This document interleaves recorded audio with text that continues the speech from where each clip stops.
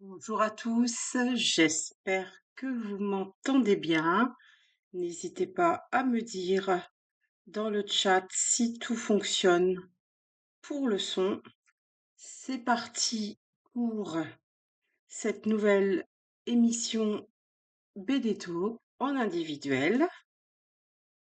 Et donc, étant donné que la Coupe du Monde va bientôt avoir lieu, j'ai choisi donc de vous parler d'une thématique qui ne m'est pas plus familière que ça, le football. Mais le football en bande dessinée, on peut faire vraiment de très belles découvertes. Donc, bienvenue à ceux qui sont sur le chat. Bonsoir Pauline K. J'espère que tu m'entends bien. Voilà. Donc cette émission, comme d'habitude, est diffusée en direct sur Twitch. Elle sera disponible sur YouTube demain ou après-demain. Voilà, donc vous pourrez la réécouter comme vous voudrez.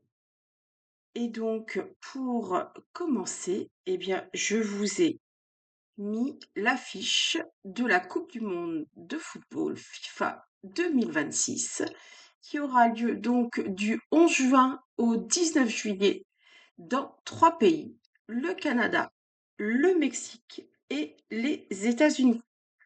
Voilà, donc si vous vous intéressez donc au football, eh bien vous pourrez suivre 104 matchs, dont un match d'ouverture jeudi 11 juin 2026 à 21 h, qui opposera le Mexique à l'Afrique du Sud, un des pays organisateurs. Donc ça, c'est pour le groupe A et ça se déroulera au stade de Mexico.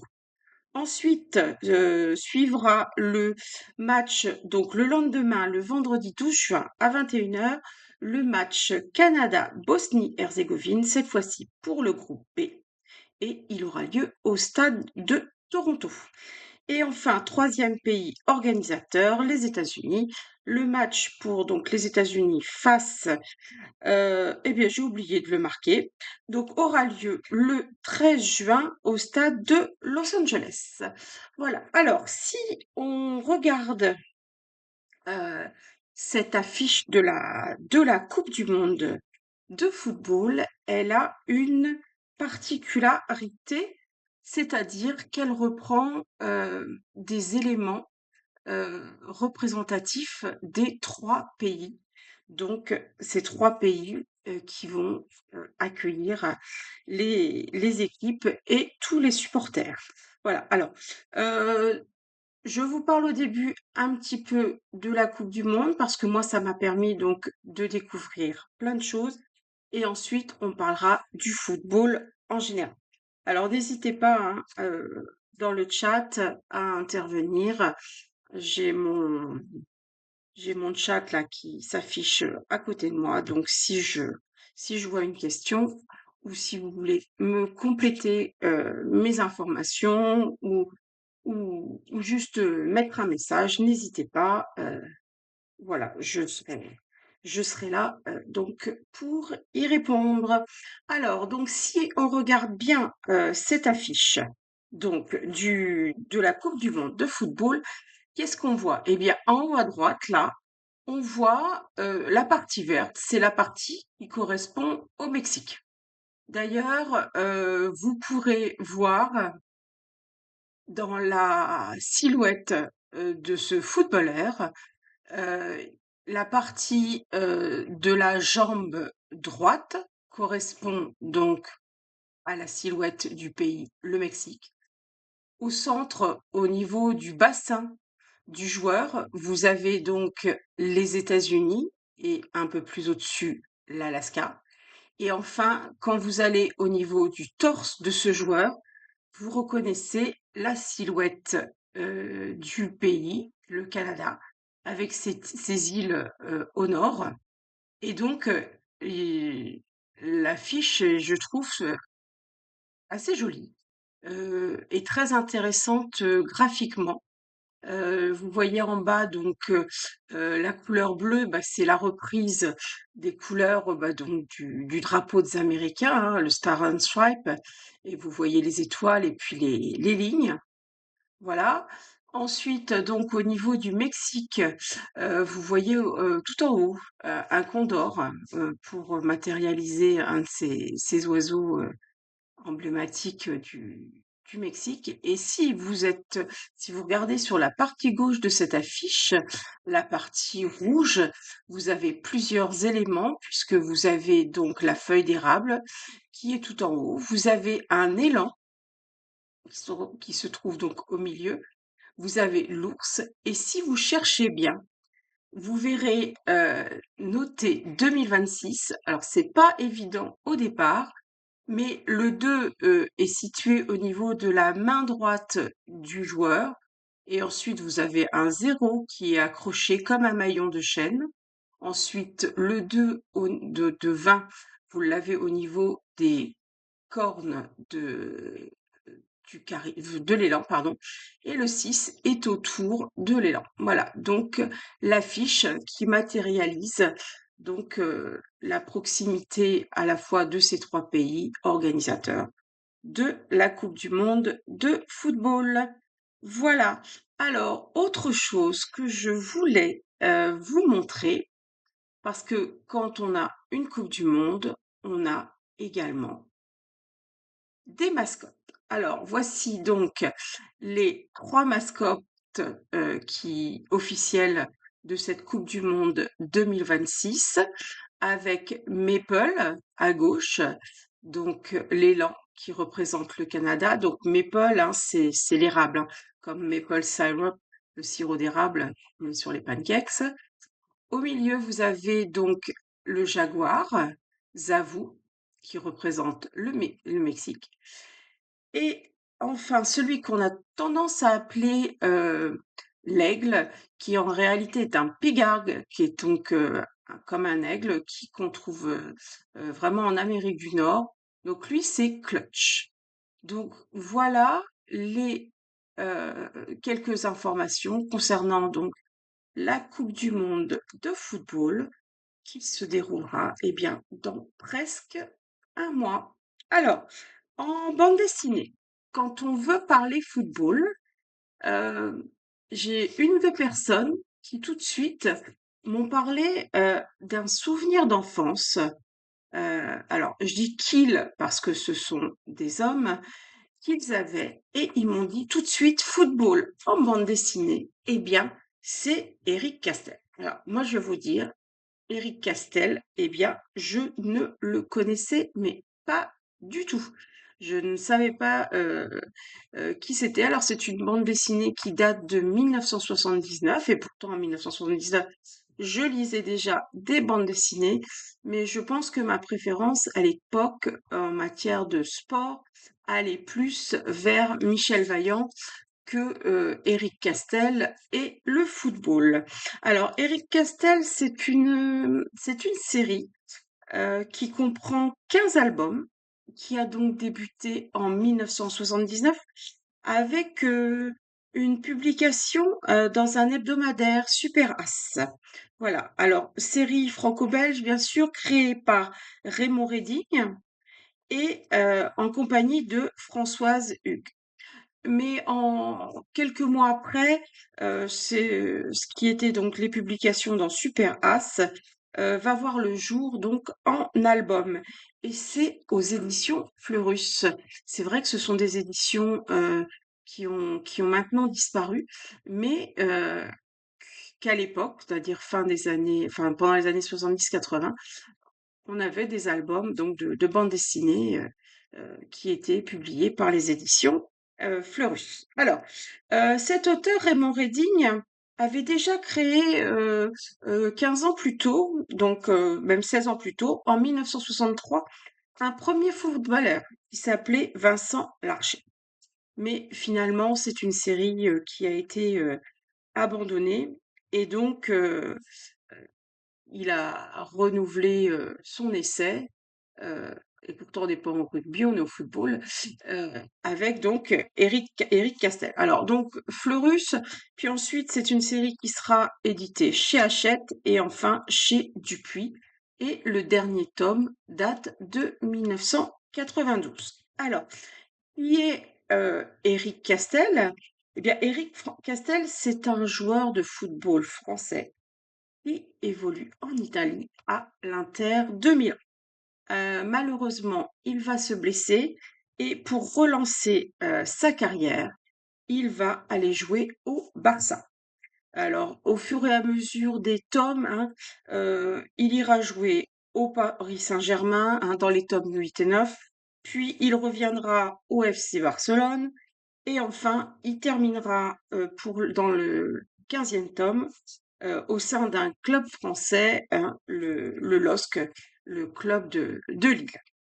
Voilà. Alors, l'intérêt de cette série, c'est de voir comment on traitait le football dans la bande dessinée franco-belge dans les années 80. Alors, le héros, alors c'est un héros parfait. C'est-à-dire que ce soit donc dans sa vie privée ou que ce soit sur les terrains, pas dire que c'est Monsieur Propre, mais c'est le gendre idéal footballeur. Voilà.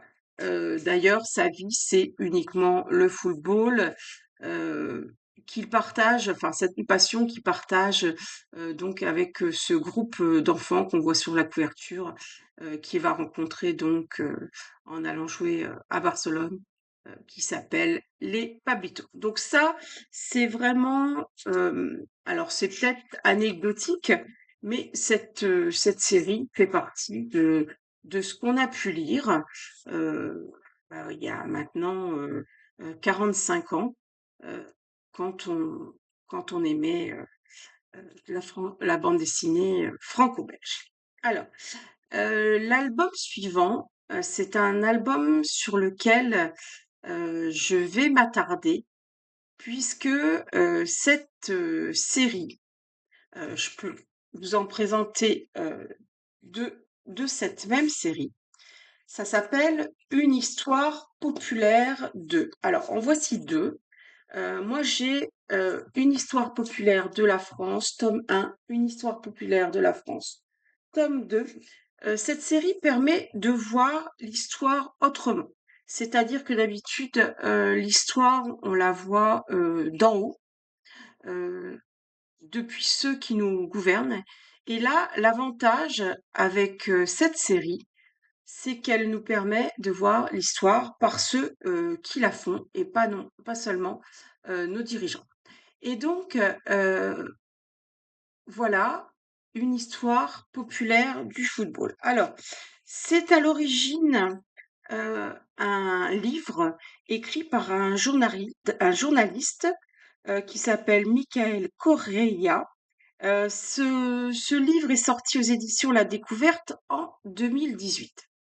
Et ce livre a été adapté en janvier 2025 chez Delcourt, alors toujours par ce Michael Corriera, journaliste, en compagnie de Jean-Christophe Devenay euh, au scénario. Donc Jean-Christophe Devenay, hein, je ne peux pas ne pas citer le fameux Solideo Gloria, qui est vraiment, je crois, mon coup de cœur de l'année 2025.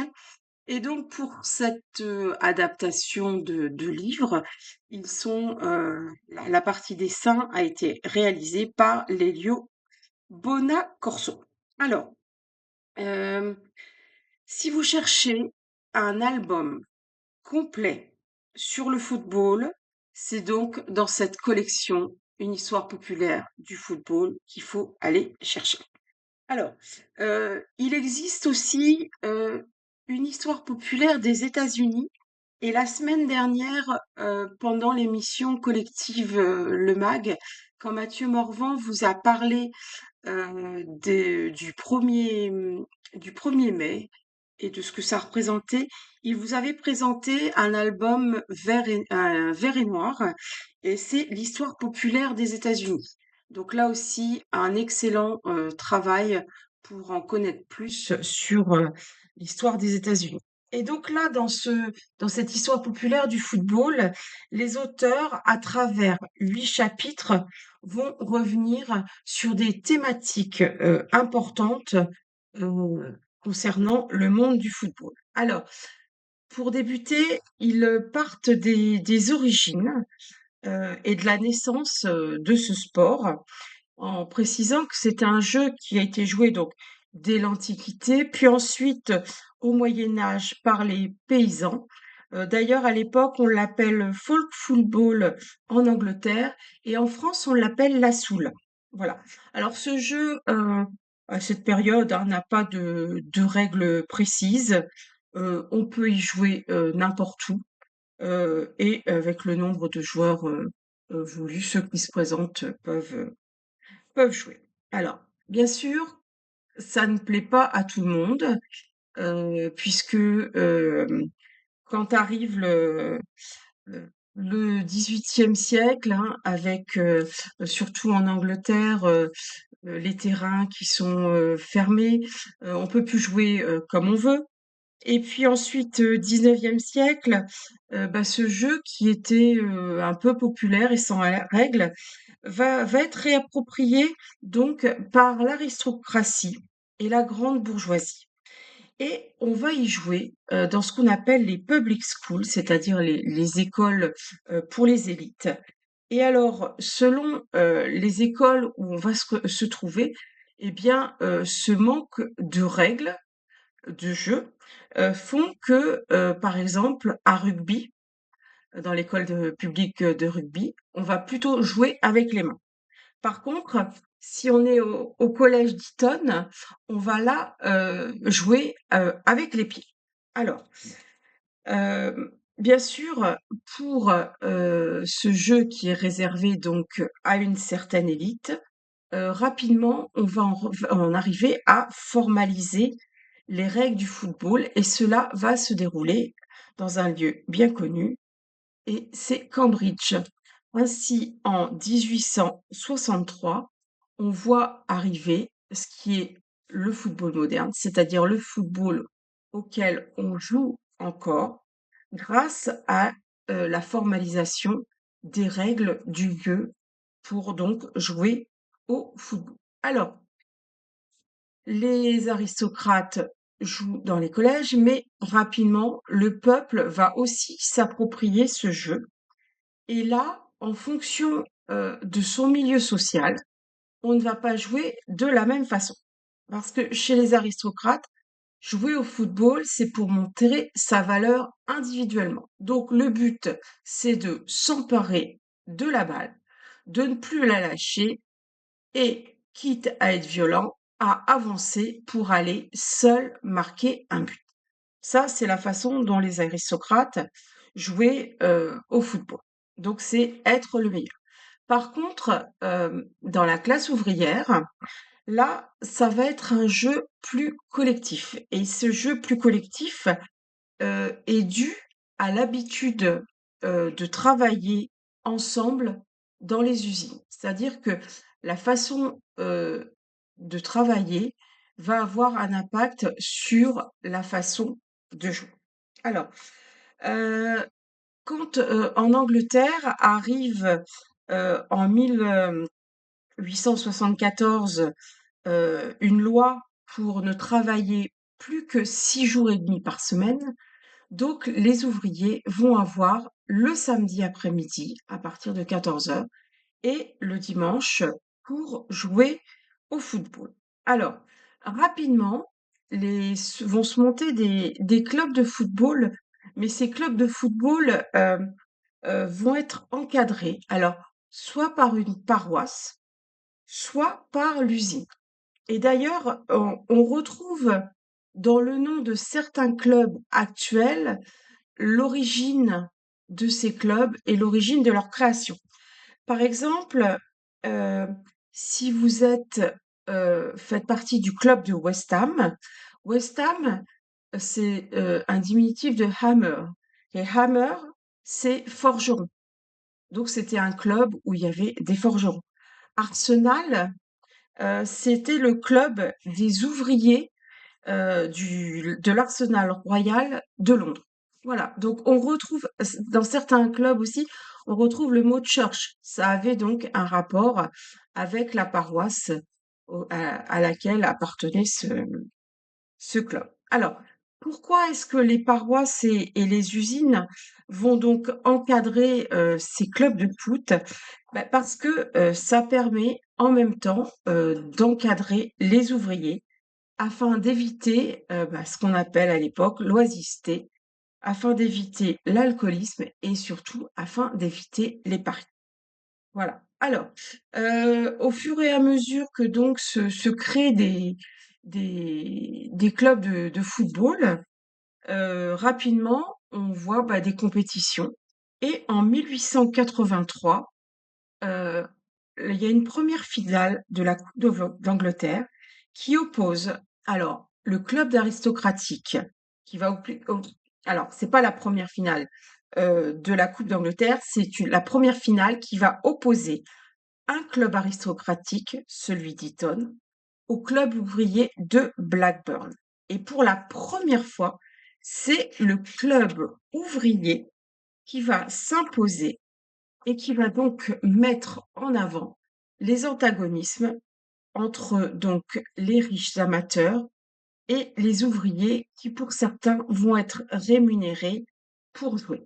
Alors, parce que oui, quand on fait partie de l'aristocratie, on peut jouer au football, on a les moyens donc de pratiquer ce sport. Par contre, quand on est ouvrier, on n'a pas les moyens de jouer sur son temps de travail.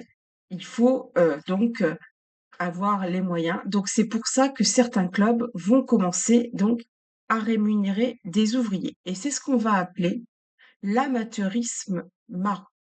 C'est-à-dire que ce sont des joueurs ouvriers qui sont payés par leurs usines. Alors, en 1888, la Football League est créée pour les joueurs professionnels. Et rapidement, les clubs, eh bien, eux, vont s'enrichir et les joueurs, alors que les joueurs, eux, vont voir leur salaire plafonné au même niveau qu'un ouvrier qualifié. Alors, quelques années plus tard, en 1907, les joueurs vont se décider, eux, à créer leur syndicat pour réclamer, eh bien, justement la fin du plafonnement de leur salaire, les indemnisations en cas de blessure et un pourcentage sur les transferts parce que jusqu'à présent, les joueurs, ouvriers ne touchaient rien du tout. Alors, ça va aussi cela permettre d'améliorer, la condition physique des ouvriers, puisque pratiquer un sport, bien sûr, heu, on considère que, oui, bien sûr, ça va améliorer la condition physique et donc le football est un sport qui va devenir, en Angleterre, de plus en plus populaire, au point qu'il va s'internationaliser puisque à la fin du 19e siècle, l'Angleterre, ce n'est pas seulement une île, mais l'Angleterre, c'est un empire. Et donc, par l'intermédiaire de militaires, de missionnaires, d'étudiants, d'industriels, le football va s'exporter. Alors, tout d'abord en Amérique du Sud, avec les employés de compagnies de chemin de fer anglaises qui travaillaient là-bas. Ensuite, en Afrique, par les colons et les militaires. Et d'ailleurs, le football est considéré par ces Anglais comme un moyen d'apporter la civilisation à certains pays. Au Japon, ce sont là les marins qui vont l'importer. En Europe, eh bien, le premier pays à voir arriver le football, c'est le Danemark en 1876. Ensuite suivront l'Allemagne, l'Empire austro-hongrois, l'Italie, l'Espagne, le Portugal. Et en France, le premier club qui est créé, il se trouve au Havre et c'est le HAC. Et ensuite, les clubs suivants seront créés donc à Paris. Alors, Hem, le football, donc là, on est au début du 19e siècle. Le football va aussi avoir une action sur l'émancipation et en particulier sur les femmes. Alors, ce, ce chapitre donc qui se trouve donc dans une histoire populaire du football, j'y reviendrai un peu plus tard dans l'émission avec un album qui se trouve d'ailleurs juste derrière moi là et qui est l'album qui s'appelle Le match du siècle. Et c'est un album qui s'inspire du parcours de femmes, de joueuses de football, qui évoluent au sein du club des Dick Care Ladies de Liverpool. Et donc, on va voir comment des femmes qui, pendant la Première Guerre mondiale, vont s'émanciper grâce au football, vont devoir, une fois leur mari rentré du front, bah, leur laisser la place et ne plus pouvoir jouer. Donc ça, on y revient tout à l'heure donc avec cet album, Le match du siècle. Mais sinon, c'est aussi abordé donc dans cette histoire populaire du football. Alors, autre moyen d'émancipation, grâce au football, une émancipation donc, des minorités. En effet, les auteurs dans cet album mettent en avant donc la société brésilienne au début du XXe siècle, alors que l'esclavage a été aboli donc au Brésil seulement 10 ans plus tôt, en 1888. Alors, la pratique du football au Brésil, donc au début du XXe siècle, eh bien, c'est une pratique élitiste et raciste et comme l'est la société et donc il n'y a pas de raison pour que, ça en soit autrement, dans la pratique du football. Et d'ailleurs, une anecdote qui m'a vraiment marquée, dans cet album, c'est qu'en 1914, il y a un joueur métis qui s'appelle Carlos Alberto qui est accepté pour jouer dans un club à Rio, ce qui était interdit auparavant. Ce club était interdit, donc au nom blanc. Mais Carlos Alberto, avant de jouer, quand il est dans les vestiaires, il doit se blanchir la peau avant avec de la poudre de riz pour être plus blanc. Voilà. Donc ça, c'est vrai que c'est des anecdotes qu'on découvre grâce à grâce à cet album et qui reflète bien l'état de la société donc en ce début de XXe siècle. Alors, on, on découvre aussi que le football devient un exemple de résistance. Effectivement, si on prend en compte l'Allemagne nazie, donc au JO de 1936, l'Allemagne va être battue en quart de finale par la Norvège. Il y a un joueur qui s'appelle Matthias Zindler. C'est un Autrichien qui était surnommé le Mozart du football. Eh bien, lui, sa façon de s'opposer au régime nazi, ça va être par le football.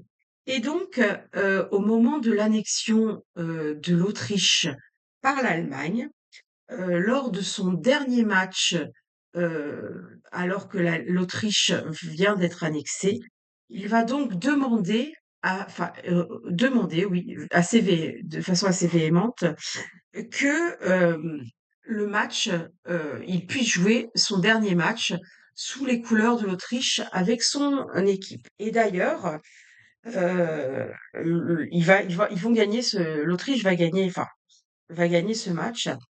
Et la conséquence pour Matthias Zindelar, c'est qu'il sera retrouvé mort en 1938 chez lui, au comté, pardon, de sa compagne juive italienne. Alors, est-ce une conséquence de cette opposition au régime nazi? En attendant, sa mort n'était pas naturelle du tout. Alors, la résistance, la résistance, on la retrouve aussi, elle, en Russie, en URSS, qui est à l'époque l'URSS. Parce qu'en effet, dans les années 50, il y a deux clubs à Moscou, le Dynamo de Moscou, pardon, qui est le club de la police politique, la GPU. Et face à ça, il y a le Spartak qui est créé par des frères, ils sont quatre. Ce sont les frères Starostin, pardon. Et en 1938, Beria va faire, donc c'est un homme politique soviétique très connu. Beria, il va faire rejouer un match entre le Dynamo et le Spartak, parce que le Spartak va battre le Dynamo. Et malgré cela, malgré le fait que le match soit rejoué, le Spartak va emporter encore une fois ce match. Eh bien, Beria, comme conséquence pour ce match perdu, va faire enfermer les quatre frères Starostin et vont être donc déportés pendant 10 ans au Goulag. Et la raison, c'est pour propagande anti-soviétique. Alors, au Goulag, pendant ces 10 années, afin de survivre, eh bien, ils entraîneront les prisonniers et ils les feront jouer au football. Donc voilà. Donc c'est là où on se rend compte que le football, c'est un jeu de balle, c'est un jeu d'équipe, mais c'est un jeu qui peut avoir des conséquences politiques. Et donc ces conséquences, il y en aura aussi au niveau de l'indépendance. Dans certains pays, on reviendra un peu plus tard dans cette émission sur l'équipe d'Algérie qui sera créée en 1958.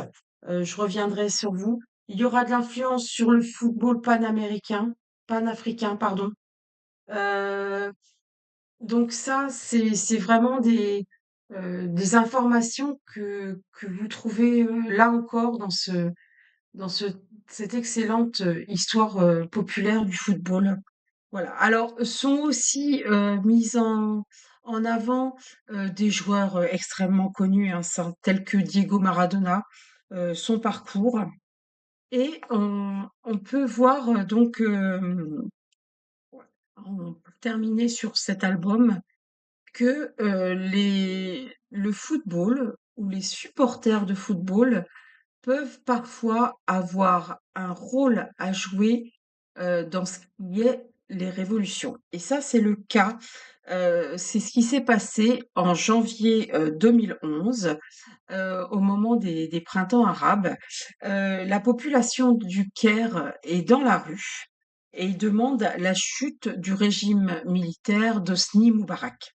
Alors, le Hosni Moubarak, donc, c'est le dirigeant de l'Égypte et il est au pouvoir depuis 30 ans. Et le lieu de rassemblement des manifestants dans la capitale, c'est la place Tahrir. Et pendant plusieurs semaines, les manifestants donc vont s'installer place Tahrir. Mais comme ils n'ont pas l'habitude des regroupements de masse, ce sont les supporters du club de football du Caire, c'est le club Al Ali. Ils vont donc aider les manifestants en montrant d'ailleurs, en leur expliquant comment on fabrique des banderoles, comment on fabrique des projectiles qu'on doit lancer sur l'armée, ou comment on peut déjouer les matraques de la police. Ouais. Donc là encore, on s'aperçoit que parfois, le football, là, c'est un rôle politique que ça peut jouer dans une société. Heu, idem pour l'émancipation des femmes. On y reviendra donc dans l'album Le match du siècle. Donc voilà ce qu'on pouvait dire sur le football grâce à une bande dessinée. Et tout ça, donc, on peut le découvrir donc dans cette histoire populaire du football, hein, de Jean-Christophe Devenay, de Michael Corriera et de Leilo alors Bonacorso. Voilà. Alors, troisième album maintenant dont je voudrais vous parler, c'est un album qui va traiter de la professionnalisation du football. Et ça, c'est un album c'est le premier album d'ailleurs qui est sorti aux éditions Familiar. Donc c'est de cuir et d'acier, de Jeff Legrand et Geoffrey Champin. Alors là, nous sommes en 1928, nous sommes en France et le héros de cette histoire, c'est Philippe. Et Philippe, il est ouvrier à l'usine Peugeot de Sochaux. Alors, mais sa passion, eh bien, c'est quand il ne travaille pas donc au sein de l'usine Peugeot, c'est le football. Donc, il y joue dès qu'il peut. Et son rêve, eh bien, ce serait d'intégrer l'équipe de football qui va bientôt être créée au sein de l'usine. Mais pour cela, bah, donc, bien sûr, il va falloir qu'il fasse des tests. Mais parce que, donc, pourquoi c'est une équipe de football créée au sein des usines? Parce que depuis peu, les constructeurs automobiles français eh bien, vont jouer, la concurrence entre eux. Donc on a Renault, on a Citroën, on a Peugeot et donc il y a une telle concurrence entre eux qu'ils vont devoir se démarquer et le football va être un moyen pour le club de Sochaux de se démarquer donc de ces 2 concurrents.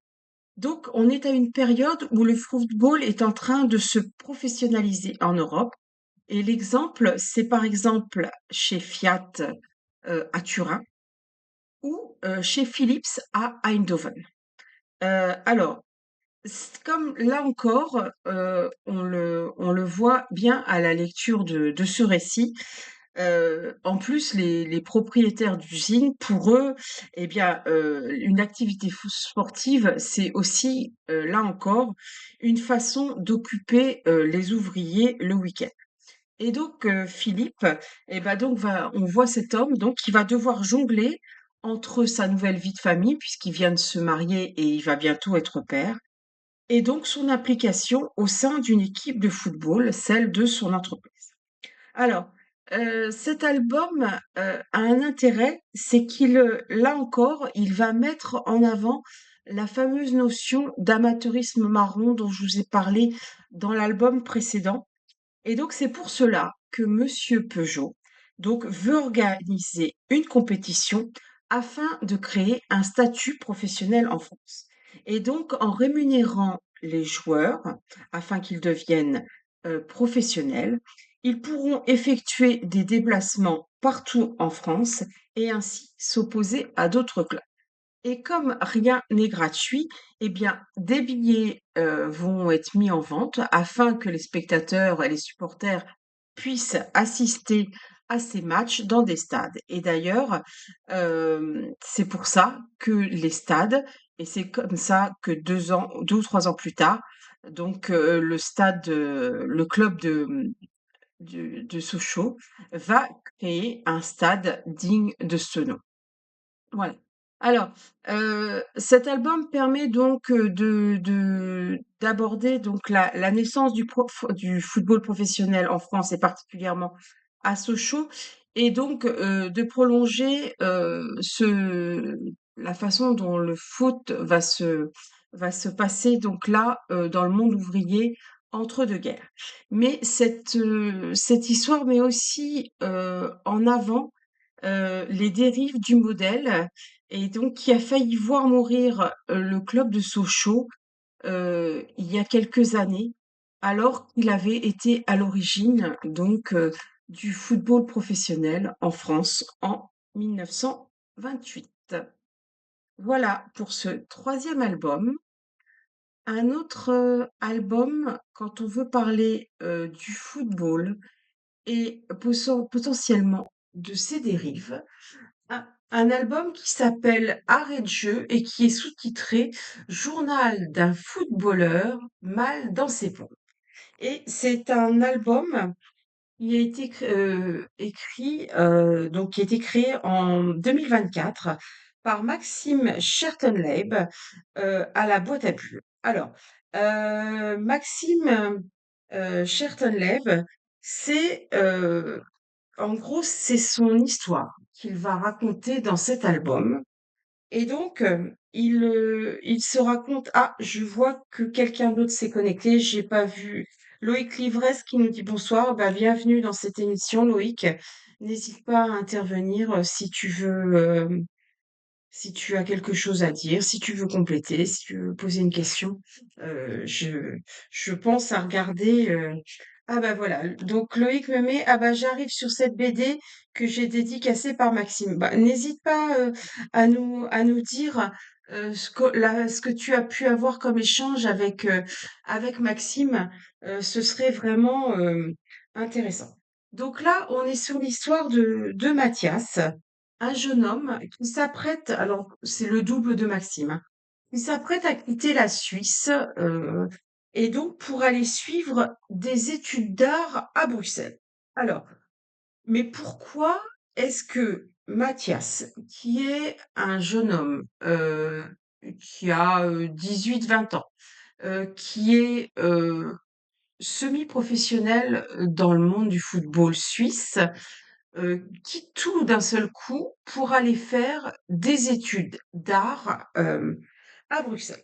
Alors, la raison, c'est est-ce en réalité le football qu'il ne voudrait pas quitter parce que Maxime, donc grâce à cet album, va mettre en avant les dérives que l'on peut subir quand on joue au football, même en semi-professionnel, donc comme il l'a été. Et cette volonté de fuir, on se demande très rapidement si c'est pas une volonté de dire stop à toutes ces dérives. Parce que dans cet album, donc Maxime explique bien qu'il a toujours joué au football. Son père a d'ailleurs été son entraîneur jusqu'à ses 13 ans. Ensuite, donc il a fait du football en semi-amateur et là, il nous explique que, eh bien, le monde du football, il y a un envers du décor qui est la violence physique ou verbale. Alors violence du coach, hein, ou d'autres joueurs, de la même équipe ou pas. Il parle beaucoup aussi de l'homophobie, en disant que donc d'ailleurs actuellement, il y a des associations LGBT, qui vont voir les clubs de formation pour informer, les jeunes sur la lutte contre l'homophobie. Parce que, Maxime Chartenay explique bien que si tu es homosexuel dans le monde du football, c'est que, tu es faible. Et d'ailleurs, quand on fait les comptes, peu de joueurs professionnels ont fait leur coming out ou alors certains l'ont fait, enfin très peu, hein, mais quand ils ont terminé leur carrière professionnelle. Alors Loïc Livresse, mais j'ai eu un très bel échange avec lui pour plusieurs raisons. Nous habitons la même ville, nous avons joué dans le même club, pas ensemble, donc nous connaissons pas mal de gens en commun qui ont pu lui inspirer cette BD. Donc je pense que grâce à cet échange, Loïc Livresque, tu peux nous confirmer que certainement toi aussi, tu as dû voir, vivre ce que Maxime donc a vécu lui aussi. Voilà. Alors, donc là, on en était donc au coming out donc chez les joueurs de football. Et d'ailleurs, ces dernières années, il y a eu la possibilité pour sensibiliser les joueurs et les supporters, il y a possibilité de jouer avec un brassard arc-en-ciel lors de manifestations. Et d'ailleurs, certains joueurs se sont fait porter pâle ou alors ont refusé catégoriquement de jouer. Alors, le coming out, moi j'ai trouvé qu'on en parlait plus chez les joueuses de football, même des joueuses plus connues. Voilà. Et donc, Maxime explique que toutes ces dérives, comme la masculinité toxique, le fait de devoir être fort, le fait de devoir écraser les autres, le fait, quand on a fini les matchs, de boire pour prouver qu'on est un homme, hein, parce que tenir l'alcool, pardon, c'est synonyme de virilité. Les visitages dangereux, enfin, toutes ces, toutes ces dérives qu'on trouve dans le football lui ont lui ont provoqué une perte d'envie de jouer.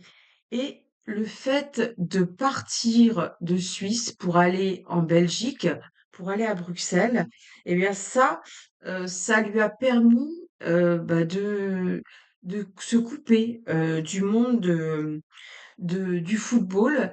Et ça, c'était important donc pour sa santé mentale parce que on découvre que certains jeunes ressortent brisés de leur formation.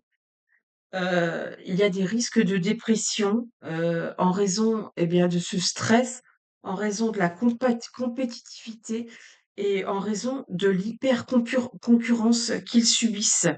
Et c'est pour ça que parfois on découvre que certains jeunes sortant des centres de formation ont fait des tentatives de suicide.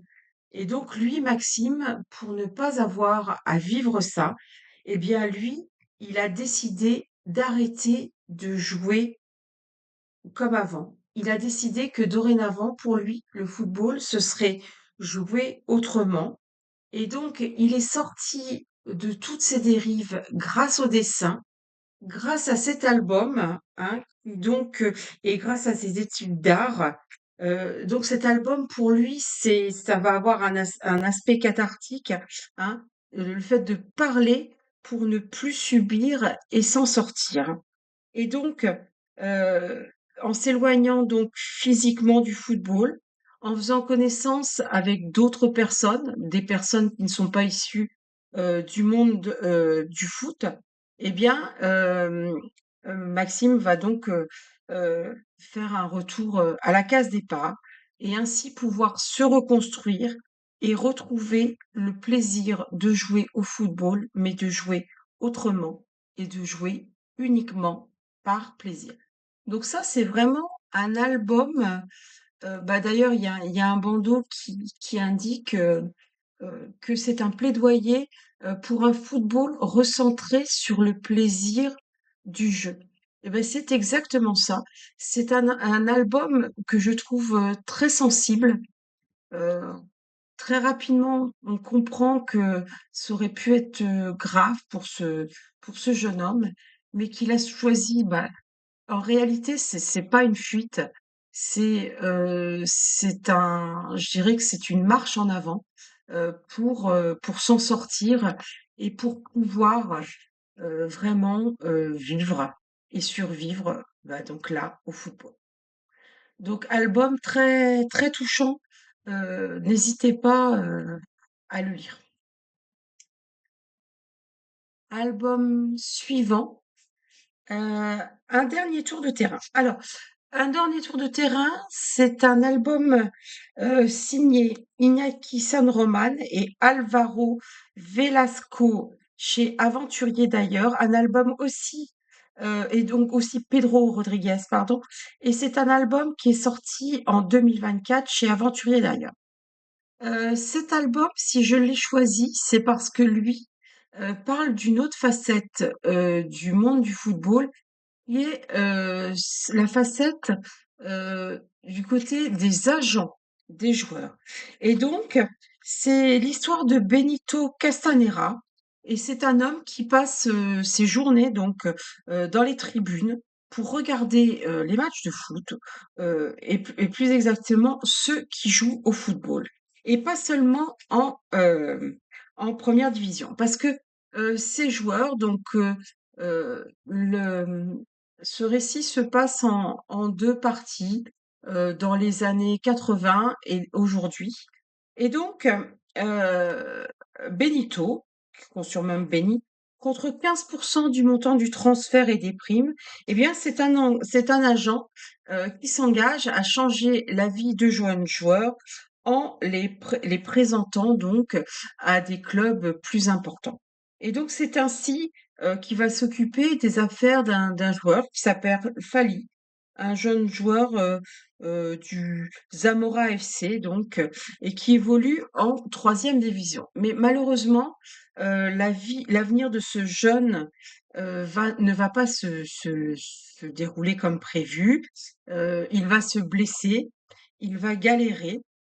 Et donc, Benny, lui, parallèlement, va lui galérer pour recruter une autre star de foot. Et jusqu'au jour où, là on est plus actuellement, il découvre Tico Tico, un jeune joueur, mais qui lui a pété les plombs. Mais et bah, Benny, le problème, c'est que, bah, il a plus trop la cote, hein, avec, ce qui s'est passé, avec, Fally, bah, et donc c'est plus un agent de joueur, reconnu, et d'autant plus que, et beh, pendant ces années, le monde du foot et les joueurs ont évolué. Et d'ailleurs, heu, il met bien en avant la différence qu'il avait quand il a signé avec, ce jeune joueur Fally. Et ben, c'était sur la table de la cuisine, chez son père, alors que maintenant, même les jeunes joueurs, et bien, ils sont entourés, et c'est un monde de communication, un monde de réseaux sociaux qui sont devenus, importants, pour et d'ailleurs ces jeunes joueurs, souvent très sollicités, perdent, parfois pied. Donc c'est très intéressant de voir, l'évolution du milieu du football, en une trentaine d'années, et un monde où avant, bah, des contrats pouvaient être signés donc sur un bout de table, et maintenant, eh bien, les contrats doivent être bétonnés, et parce que justement, bah, ce pauvre Benny va en faire les frais, et si, eh bien, on ne bétonne pas son contrat, on risque, bah, de se faire voler ses joueurs, et par là même, bah, perdre une certaine somme d'argent. C'est donc ce qui va arriver, donc un Benny, donc très intéressant. Autre volet donc du football, celui des agents. Alors, Heu, si je vous avais dit qu'on allait, revenir, sur le football et les femmes, alors un album, heu, qui est signé, qui s'appelle donc Azadeh, l'Iranienne passionnée de foot, donc c'est de Pog et Agi Parastou, et donc c'est un album, vraiment destiné pour les jeunes, qui met l'accent sur, l'histoire d'une jeune Iranienne, Azadeh, qui a décidé, bah, qu'elle voulait jouer au football. Alors, bien sûr, elle est dans un pays où jouer au football, c'est compliqué, d'autant plus que Azadeh voudrait en faire sa profession. Et comment, s'améliorer? Alors, Azadeh a cette chance, c'est d'avoir des parents qui acceptent qu'elle assiste à des entraînements. Donc, bien sûr, on voit que les femmes, doivent être couvertes, donc et voilées, heu, pour, heu, pour assister, à l'entraînement. Mais Azadeh, elle, elle veut aller plus loin, et pour aller améliorer sa technique, eh ben, elle, ce qu'elle veut, c'est assister à des matchs professionnels. Malheureusement, les femmes sont interdites de stade, même voilées. Donc, eh bien, Azadeh va employer des moyens détournés. Il va se travestir en homme pour pouvoir assister aux matchs de foot, et ainsi voir comment les joueurs hommes évoluent, et comment elle peut voir, grâce à leur façon de jouer, des moyens pour améliorer sa technique. Donc, intéressant. C'est un album qui est assez court, une quarantaine de pages, mais qui au moins a le mérite de mettre en lumière, les difficultés, qu'ont, certaines femmes, pour jouer au football dans certains pays. L'album suivant, je vous l'ai annoncé, donc, tout à l'heure, c'est le match du siècle. parce que quand débute cet album. Alors, le match du siècle, c'est un album de Seb Piquet et Julie Billot qui est sorti chez Dupuis très récemment, puisque c'est en mars 2026. Alors, Loïc Livresse, mais à celle-là, il faut que je la lise. J'imagine que tu me parles du match du siècle. Oui, c'est une BD extrêmement intéressante puisque elle revient donc sur les femmes dans le monde du foot, puisque quand débute cet album, nous sommes en mars 1920 au Goodison Park à Liverpool et 60 000 supporters de football vont se bousculer pour assister à un match.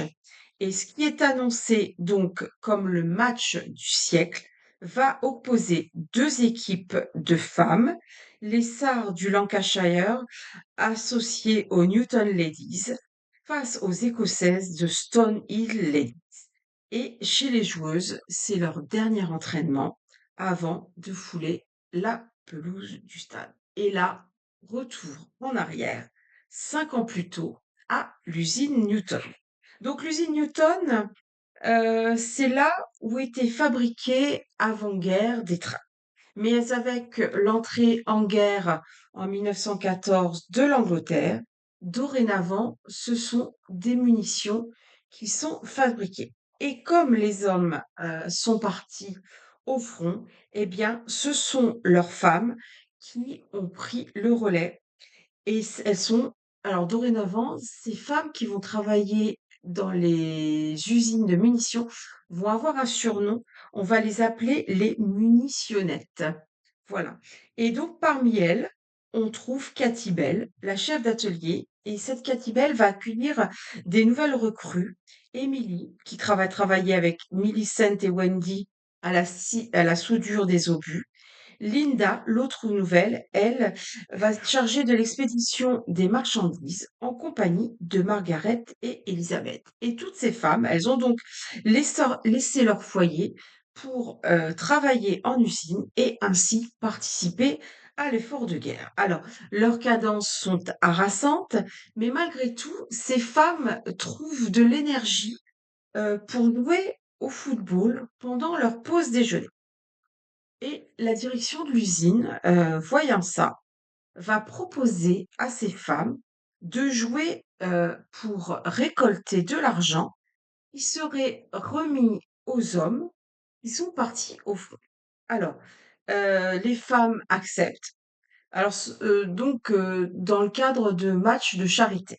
Les femmes vont accepter, mais bien sûr, elles exigent que leur temps d'entraînement soit décompté de leur temps de travail. Alors, elles vont jouer leur premier match en mai 1916 au Victoria Stadium de Liverpool. Alors, des ouvrières couturières vont leur confectionner des tenues rayées noir et blanc.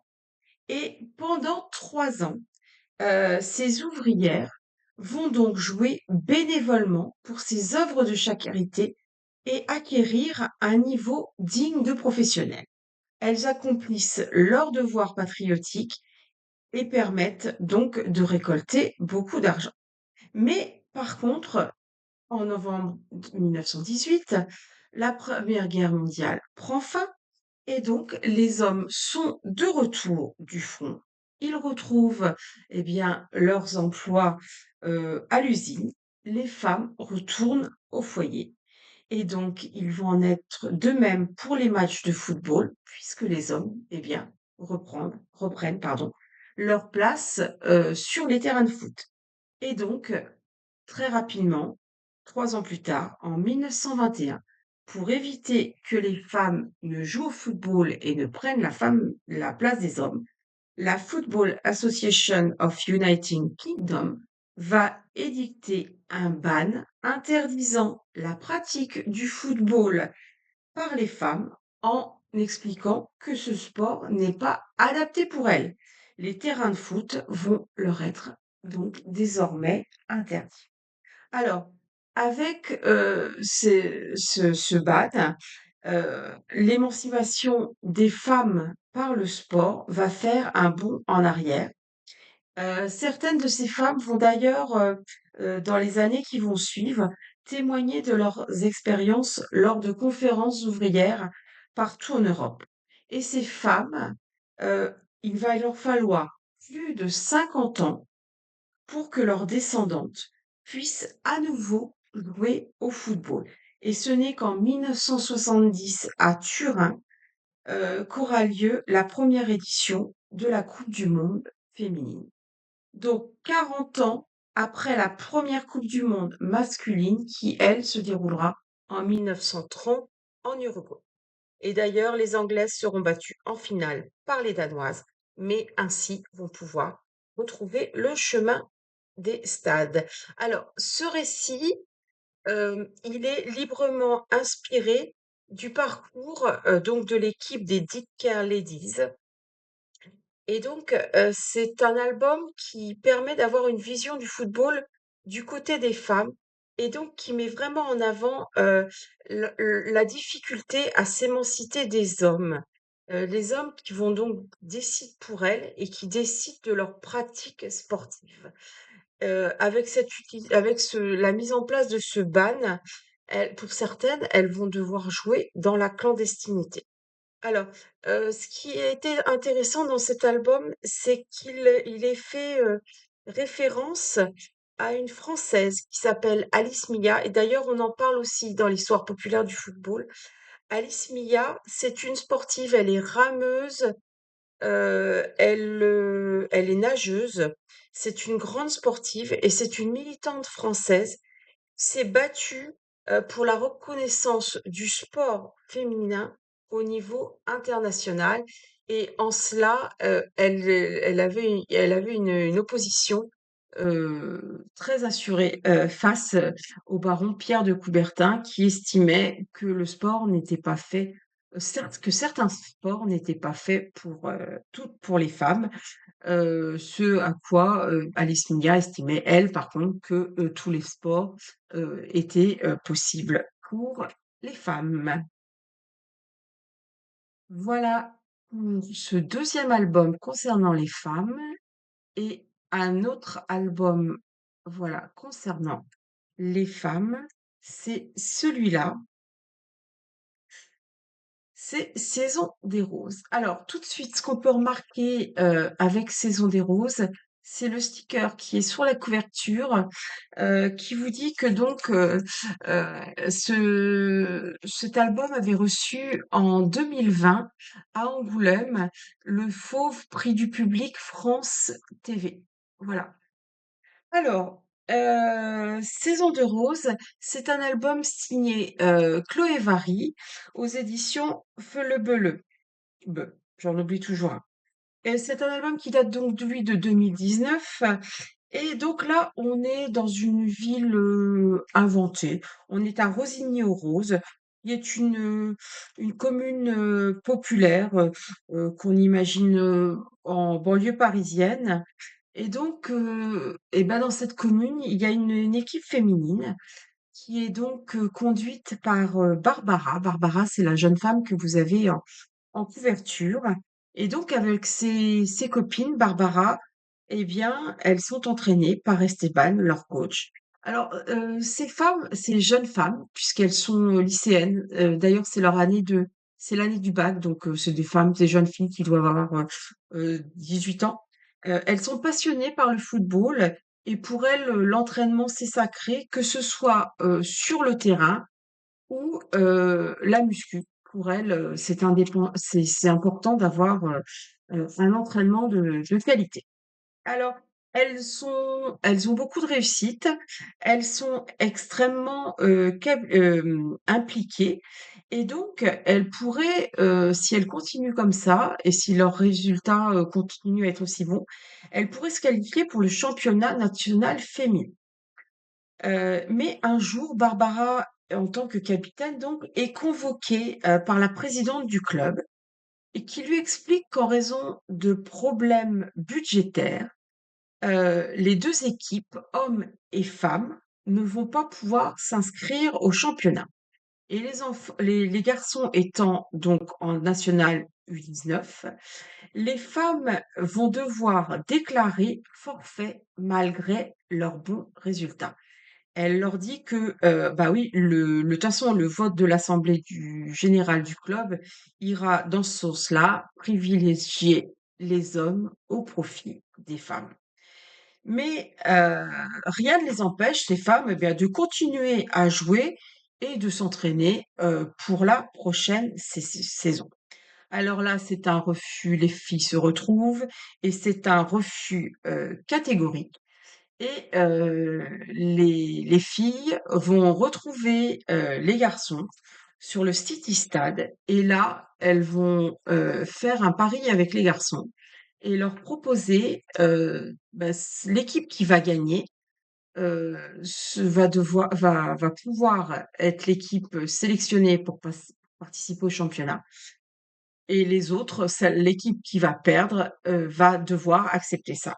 Les filles vont gagner ce match, mais que va-t-il alors je ne vais pas vous raconter la fin bien sûr, mais que va-t-il se passer? Est-ce que la présidente du club, est-ce que l'assemblée générale du club va accepter que les femmes puissent poursuivre leur parcours? Ça, vous le découvrirez donc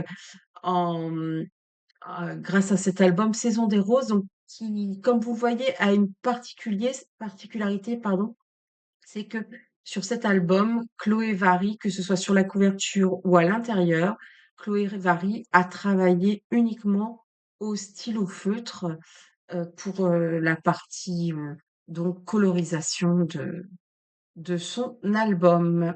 Voilà. Donc voilà ce qui concerne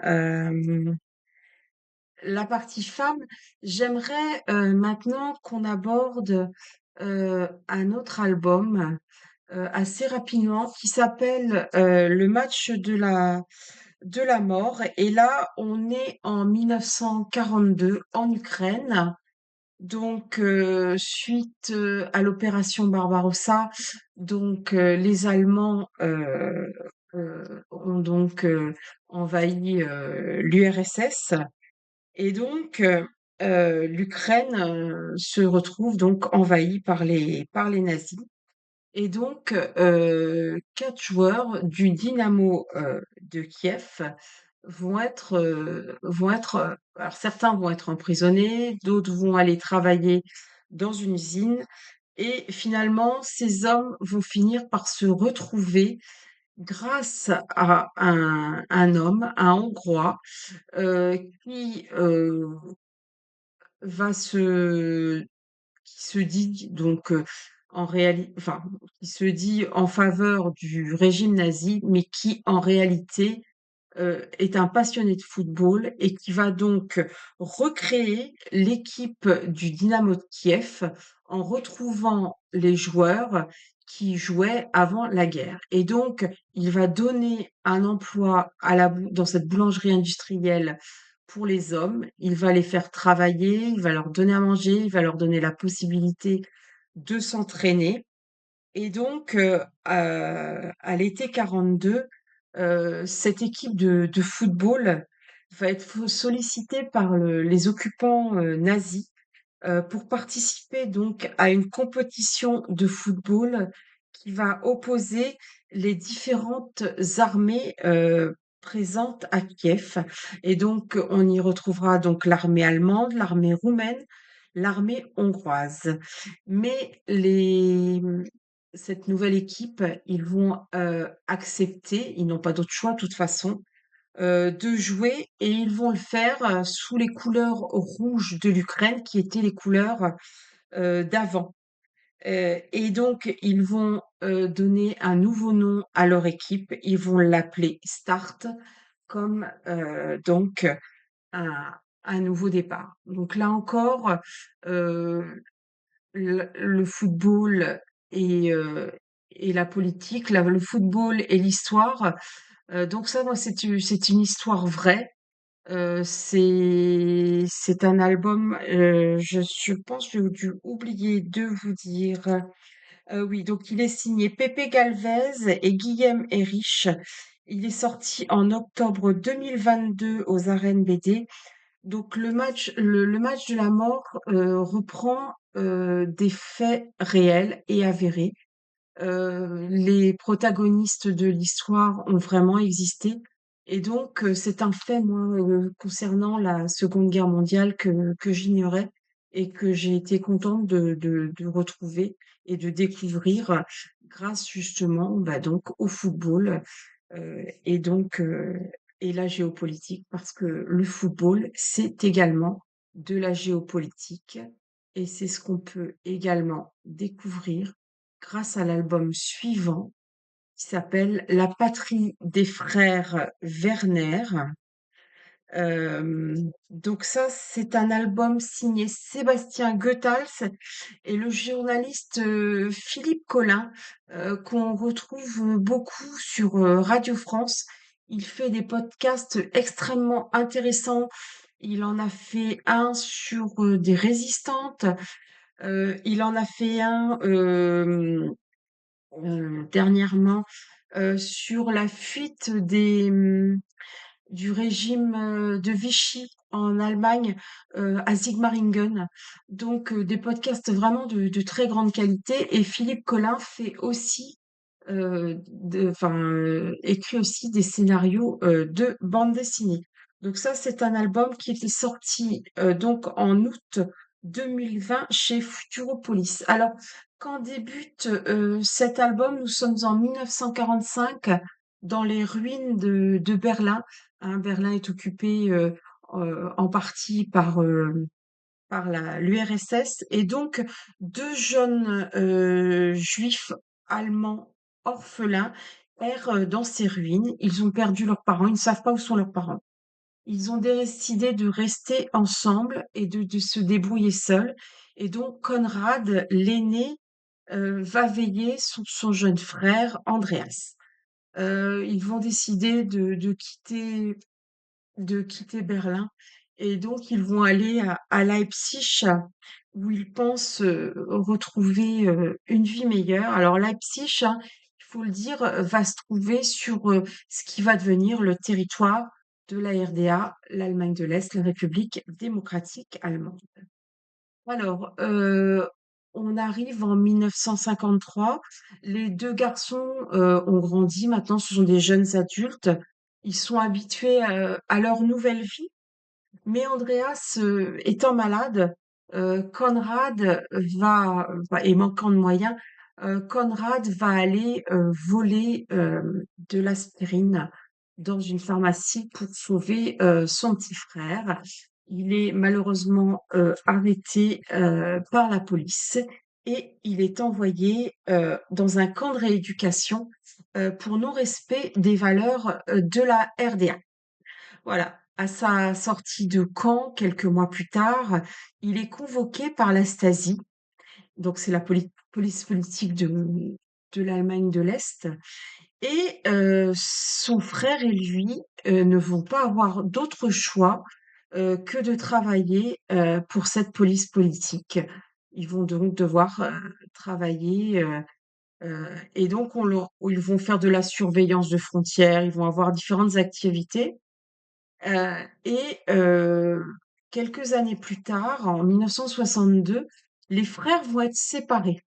Conrad est envoyé à Berlin-Ouest comme taupe, et donc devra, envoyer des informations, à l'Allemagne de l'Est. Pendant qu'Andreas, lui, devient, kinésithérapeute et cette fonction, va lui permettre d'accompagner des équipes sportives durant, leurs déplacements hors de la RDA. Alors, il va se passer un événement important, en matière de football et en matière de sport, en matière de politique et de géopolitique. En 1974, la coupe du monde de football va se dérouler en RFA. Et là, Conrad, donc l'aîné, qui est à l'ouest, son travail, lui, c'est de gérer l'intendance pour les joueurs de l'équipe de RFA. Alors qu'Andreas, lui, s'occupe de la préparation physique des joueurs de la RDA. Alors, les deux frères ne se sont pas vus depuis plus de 10 ans. Et à ce moment-là, en 1974, là, donc ça se déroule à Hambourg, là, la tension est à son comble puisqu'il va y avoir un match qui va opposer pour la première fois l'Allemagne de l'Est et l'Allemagne de l'Ouest. Alors, il faut savoir que d'un côté comme de l'autre, alors plus du côté de l'Est, bien sûr, il est important que ce match soit remporté par chacune des équipes parce qu'il faut montrer à la fois sa supériorité sportive et par là sa supériorité politique. Alors, comment vont se passer les retrouvailles entre Conrad et Andreas? Comment, heu, sont-ils toujours en phase l'un avec l'autre? Parce que quand on vit, 12 ans en Allemagne de l'Ouest, est-ce qu'on a toujours des convictions politiques, heu, aussi, fermes que celles qu'on avait quand on a quitté l'Allemagne de l'Est? De l'autre côté, Andreas, qui arrive à l'Ouest, eh bien, lui découvre un autre monde qui ne correspond pas du tout à celui, qu'il imaginait. Et donc, est-ce que ces 2 frères vont être toujours en phase, avec leurs idées politiques? Et ben ça, la réponse, elle est dans cet excellent album La patrie des frères Werner, qui a une vraiment un intérêt, je trouve très important parce qu'il permet de suivre, de 1945 à 1974 les années d'après-guerre, dans les 2 Allemagnes, depuis donc l'arrivée des troupes soviétiques, à Berlin jusqu'à ce match, entre la RFA et la RDA, et je ne dévoile pas grand-chose en disant que c'est la RDA donc qui va gagner, heu, mais pour les frères, eh bien, c'est encore autre chose parce qu'il va se passer plein de choses. Voilà, donc un album, moi, que voilà, Futuropolis, que j'ai beaucoup aimé, dès sa sortie, et j'ai été ravie de pouvoir, relire, ces derniers jours pour préparer, cette émission. Oui, Loïc Livresse, mais Goethals et Colin, un duo qui fonctionne très bien, effectivement, un très beau dessin et une qualité, du scénario qui est indéniable. Autre album, alors cette fois-ci, un album avec sa nouvelle couverture. Puisque Un maillot pour l'Algérie, c'est un album, qui est donc signé, Chris, Javiré et Bertrand Galli.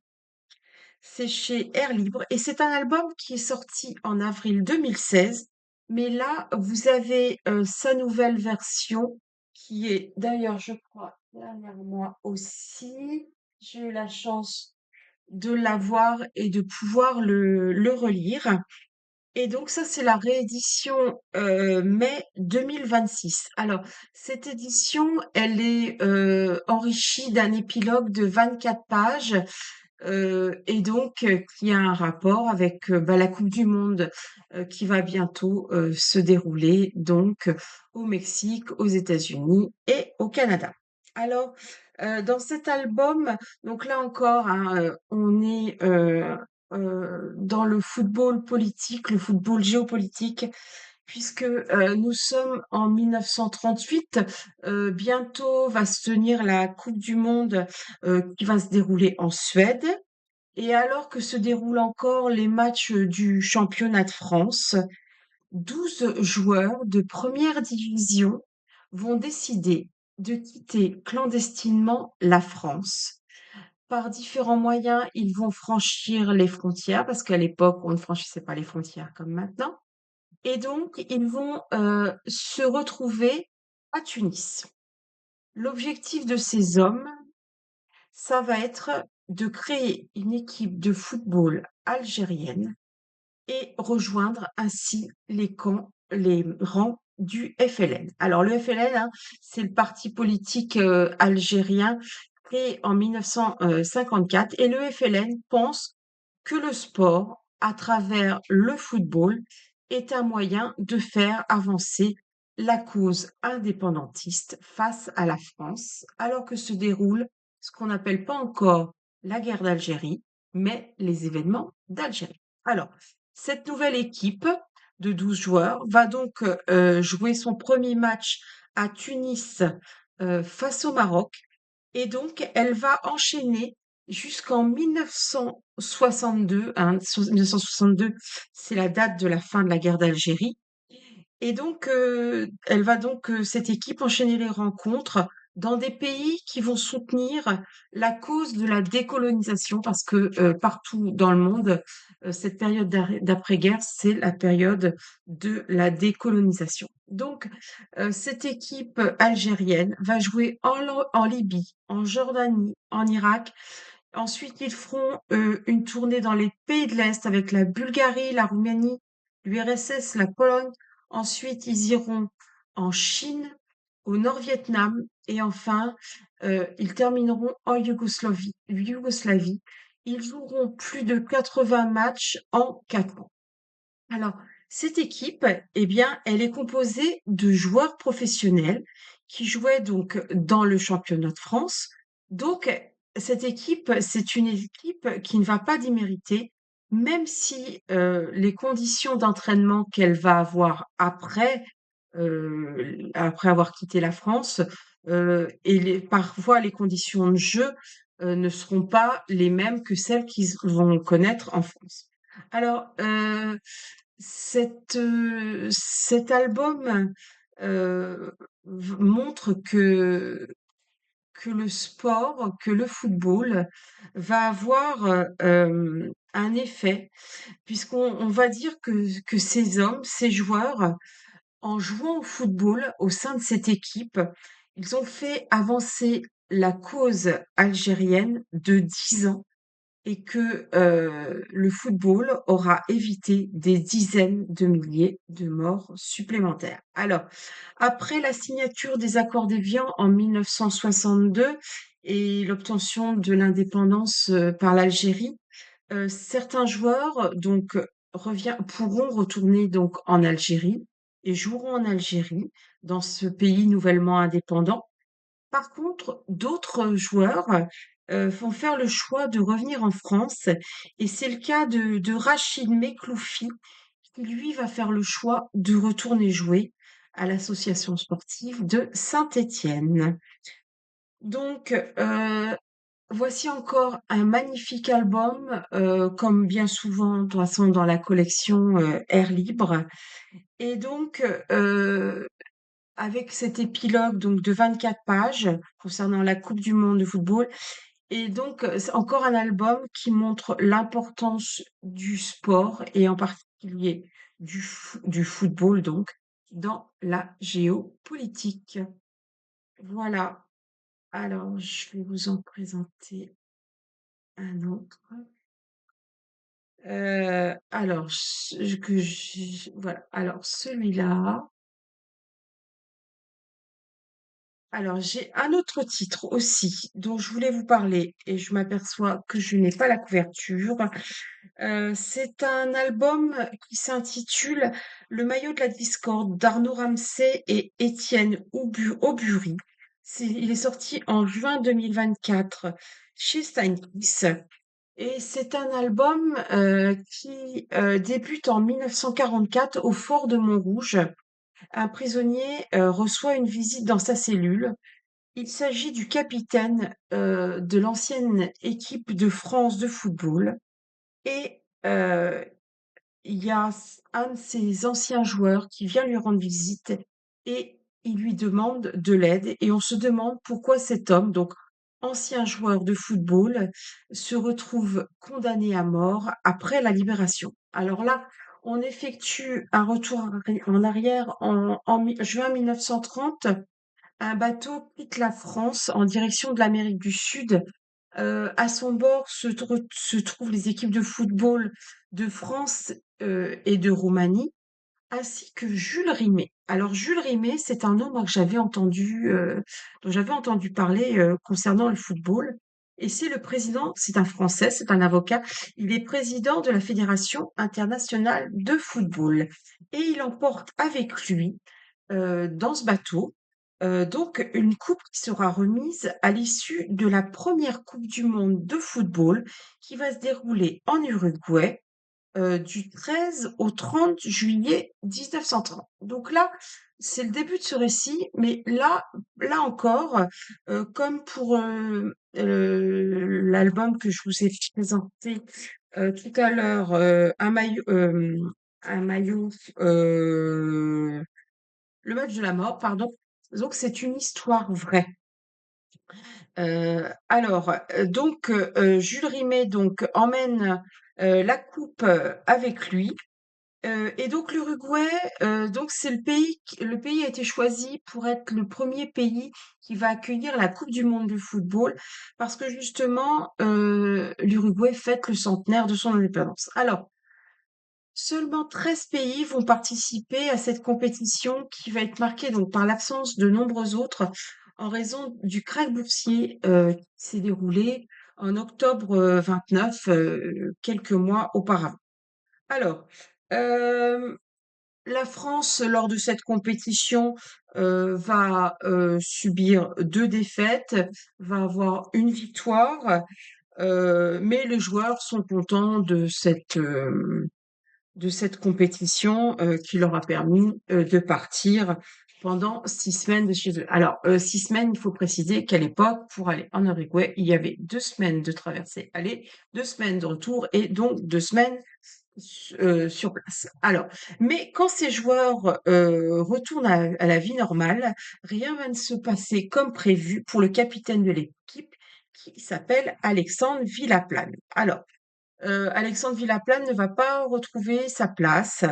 Euh, il va, euh, il va commettre des affaires, enfin des escroqueries. Il passera devant le tribunal et pour cela, eh ben, il ne fera pas sélectionné pour la deuxième Coupe du Monde qui va se dérouler à Turin en 1934. Et c'est d'ailleurs un joueur de Sochaux qui sera capitaine de l'équipe de France hein, euh, pour cette Coupe du Monde. Et lors de la troisième Coupe du Monde, il sera toujours pas, donc cette fois-ci en France, il sera toujours pas sélectionné. Et par contre, c'est Étienne Matler, donc ce fameux joueur de Sochaux, qui sera capitaine de l'équipe de France pour cette troisième Coupe du Monde de football. Alors maintenant, vous avez Alexandre et Étienne, les deux protagonistes de cette histoire. Et alors, ce qui va se passer, c'est que quand la guerre débute, eh bien, Alexandre Villaplane, le capitaine de la première équipe française en Coupe du Monde, va travailler avec un certain Henri Lafont. Alors, Henri Lafont, vous le retrouvez rue Lauriston au siège de la Gestapo et c'est celui qui va diriger la Gestapo pendant la Seconde Guerre mondiale. Alors, Villaplane qui estime avoir une revanche à prendre, hein, puisque le monde du football, il estime que le monde du football l'a abandonné. Bah lui, il est prêt à tout et pour cela, il confie donc à à Lafont, pardon, qu'il est pour réussir, il est prêt à tout, à voler et pourquoi pas, même à torturer. Pendant ce temps-là, lui, Étienne, va participer à la résistance avec les forces françaises combattantes. 2 hommes, 2 choix opposés pendant la Seconde Guerre mondiale, qui va donc amener ces 2 joueurs de la même équipe de France à avoir des parcours différents. Donc un album, là encore, très intéressant, au niveau politique, qui montre bien, l'implication qu'il peut y avoir, entre la politique et le sport. Voilà, donc désolée pour la couverture que je n'ai pas pour cet album. Parmi les albums dont je voudrais vous parler, donc un album un peu plus jeunesse, Luca, qui est un adolescent qui est pas très bien dans ses baskets, et Luca, bah, est pas franchement heureux. Il sent que bon, au niveau du foot, ça marche pas franchement. Au niveau des filles, là encore, ça ne marche pas franchement. Mais il va se passer un événement bizarre. Euh, un certain Nathan va lui apparaître et d'ailleurs il va être le seul à voir ce fameux Nathan. Nathan, c'est la silhouette que vous voyez derrière Lucas. En réalité, Nathan, c'est un fantôme, c'était un joueur de football, un jeune, et il est mort. Et Nathan, eh ben, Lucas est le seul à le voir. Et donc, ben, Nathan va aider, enfin, il va plutôt pousser Lucas bah, à se bouger et il va l'aider bon, de façon parfois pas tout à fait normale, mais il va l'aider. Voilà. Donc, est-ce que c'est un ange gardien? Donc, ça à découvrir dans cette série vraiment destinée à à la jeunesse, enfin jeunesse, oui. Donc, c'est une série de Bruno Dequier chez Dupuis qui est sortie en janvier 2013, une série en 12 tomes. Le dernier tome date d'octobre 2025 et donc ben, en le lisant, on va découvrir si bah, Lucas va réussir à séduire Julie et s'il va devenir bah, un bon footballeur. Voilà. Le football, ça peut être aussi une histoire de famille avec ce très bel album de Jorge González, La Flamme, là encore, Pierre libre. J'ai un nouveau commentaire. Loïc Livresse me met, j'ai lu un livre qui traitait de ce joueur Villaplane. N'hésite pas à me mettre la référence parce que le parcours de cet homme est pour le moins surprenant et ça m'intéresserait d'aller jeter un œil à ce livre. Donc la flamme, eh bien là, on est dans une histoire familiale sur 4 générations, de l'Argentine à l'Espagne, histoire de quatre générations d'hommes à travers le football. Alors, je dirais que l'intérêt de cet album, c'est son esthétisme. À travers 280 pages, Jorge González va utiliser des techniques tout à fait différentes pour parler des différentes époques, pour parler de ces 4 hommes. C'est un très très bel album. Alors tout, rassurez-vous, tout n'est pas en gris. Parfois, c'est de la gouache avec des bleus étincelants pour matérialiser le soleil, enfin le ciel, le soleil de l'Espagne. Enfin bon, c'est vraiment un album qu'on peut regarder, ne serait-ce que pour toutes ces techniques graphiques employées par l'auteur. Alors, merci Loïc Livret. Le brassard, Alexandre Villaplane, capitaine des Bleus et officier, bah oui, oui, oui, puisque de toute façon, il va aussi être engagé dans la Waffen-SS. Donc, par Luc Briand. Bah, je te remercie beaucoup pour cette information. Voilà, donc très bel album, esthétiquement très soigné et vraiment très très beau, La Flamme. Alors, le football, c'est aussi de l'humour avec cet album signé Chris et Emmanuel de Michalak, pardon, sorti chez Delcourt là en août 2023. Alors là, on est dans de l'humour, on est au stade de Brest. Et Kevin, que vous voyez là, bah, c'est un inconditionnel du Stade brestois. Il y travaille d'ailleurs même comme ramasseur de balles. Et sa particularité, c'est que il pense être le cousin de Sylvester Stallone. et donc il pense qu'il est d'ailleurs le cousin de Sylvester Stallone, au point de parfois prendre les mêmes poses que son idole en Rocky Balboa.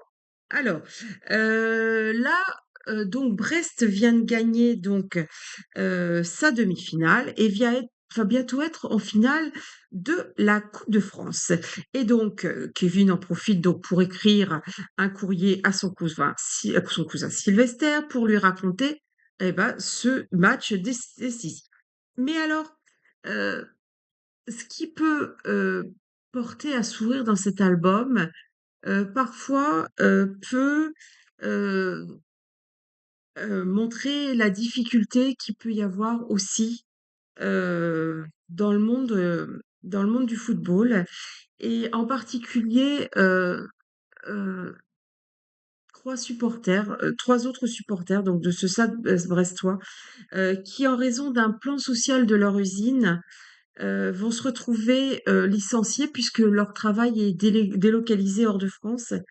Et donc pour pouvoir assister, à la finale, à Paris, et ben, ils vont falloir trouver un moyen, et ils pensent qu'en braquant un guichet automatique de billets, ils vont pouvoir enfin, réussir à, heu, assister, donc à cette finale.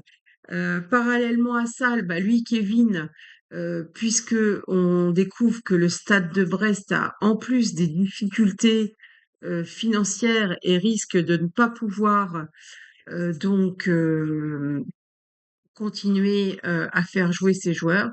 Et donc, lui par contre, Kevin pense qu'en écrivant à son cousin, Sylvester Stallone, eh bien les 10 millions qui manquent pour le club brestois, eh ben, Sylvester va les donner. Alors, l'intérêt de cet album, je trouve, c'est de parler, des petits clubs, qui ont des budgets qui n'ont absolument rien à voir face à des mastodontes comme le PSG, l'OM, l'OL ou l'AS Monaco. Avec cet album, on découvre aussi la fidélité à un club, et ça, c'est vraiment mis en avant malgré les difficultés donc de ce petit club, et les difficultés financières aussi de ses supporters qui, en raison de la crise, eh ben, ont eux aussi, des difficultés, pour aller voir, un match. Voilà, donc album qu'on peut penser humoristique, mais qui a un fond, plus, prenant que ce qu'on peut, imaginer. Voilà. Heu, Encore un album sur l'humour, je voulais vous le montrer parce que c'est une série, qui fonctionne bien. Ça s'appelle Les Foot Maniacs. C'est le 24e tome, et qui lui va sortir en mai 2026, et il a pour, caractéristique, comme vous voyez sous la couverture, de d'être focalisé, donc d'avoir fait un focus sur la coupe du monde qui va donc se dérouler donc, aux États-Unis, au Mexique et au Canada. Et d'ailleurs, vous retrouvez les mascottes qui sont, voilà, qui courent après, la statue de la liberté, qui tient non pas sa flamme, mais, la comment ça s'appelle? La coupe du monde. Alors moi, la chose que j'ai appris, c'est que la fameuse coupe du monde, qui avait été créée par Jules Rimet, Heu, le pays qui gagnait 3 coupes du monde, de football pouvait la garder, et donc l'Argentine a gardé, ce pays puisqu'il a été, l'Argentine a été la 1re à gagner, 3 coupes du monde de rugby, et il a donc fallu, créer un nouveau trophée, et c'est donc, depuis ce trophée qui a pris, le relais de la 1re coupe du monde de rugby. Alors, pour terminer, j'avais envie, d'un petit peu de poésie, et de revenir, vers un dessinateur, que j'aimais beaucoup, Mordillo. Et donc, Mordillo, a a fait cet album Football, que je trouve, alors il y a de l'humour, il y a il y a du Grand Guignol, mais parfois il y a aussi beaucoup de poésie dans le dans le dessin de Mordillo. Et donc j'avais envie de terminer avec donc une dernière planche tirée de cet album parce qu'il y a aussi énormément d'humour et le football c'est aussi beaucoup d'humour en bande dessinée. Voilà comment j'ai eu envie de vous parler de football en bande dessinée. Alors évidemment, il y a bien d'autres albums, dont je pouvais pas parler, soit parce que je les connaissais pas, soit parce que c'était difficile de se les procurer, soit parce que peut-être il m'intéressait moins. C'est vrai que pour moi, le côté historique, comme toujours, est important, ainsi que le côté géopolitique. Et j'espère que vous avez apprécié ma façon de vous parler de football en bande dessinée. Je vais en profiter pour remettre la fiche de la Coupe du Monde. Voilà. La semaine prochaine, vous retrouverez on sera le 14 mai, vous retrouverez Yannick pour une individuelle là sur DC Comics. Donc je vous souhaite une bonne soirée. Merci d'être passé dans ce BD Talk qui abordait le football en bande dessinée. Bonne soirée à tous et rendez-vous en replay donc sur YouTube. À la prochaine fois. Bonne soirée à tous.